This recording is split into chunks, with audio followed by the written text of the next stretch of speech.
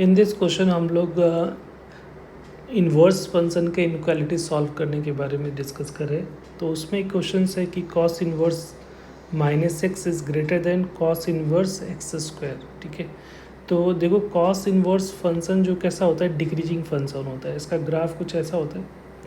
तो जैसे x की वैल्यू बढ़ती है तो y की वैल्यू घटती है। ठीक है, तो जब भी किसी पे एंटी ऑपरेटर लगा के कॉस इन्वर्स हटाओगे तो ये जो वैल्यू, इन दोनों के बीच में रिलेशन अगर ग्रेटर देन, अगर डिक्रीजिंग फंक्शन है तो इनक्वालिटी साइन रिवर्स हो जाएगा।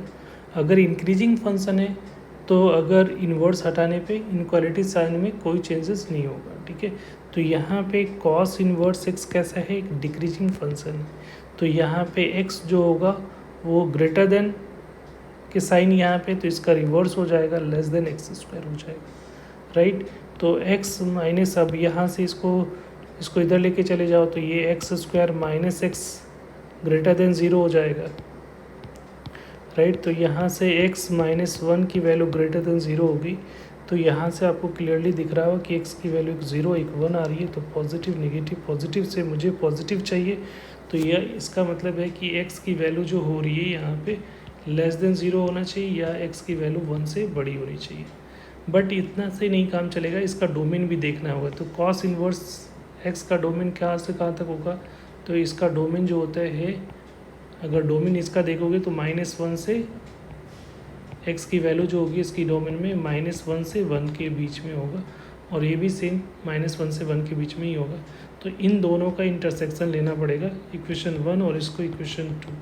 तो 1 इंटरसेक्शन 2 अगर लोगे तो ये कह रहे कि -1 से 1 के बीच में होनी चाहिए। तो ये -1 से 1 और एक बीच में 0 है।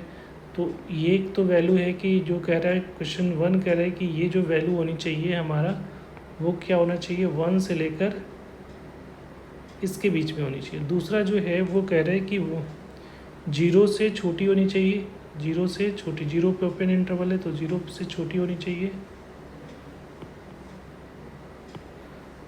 0 से छोटी, तो 0 पे ओपन,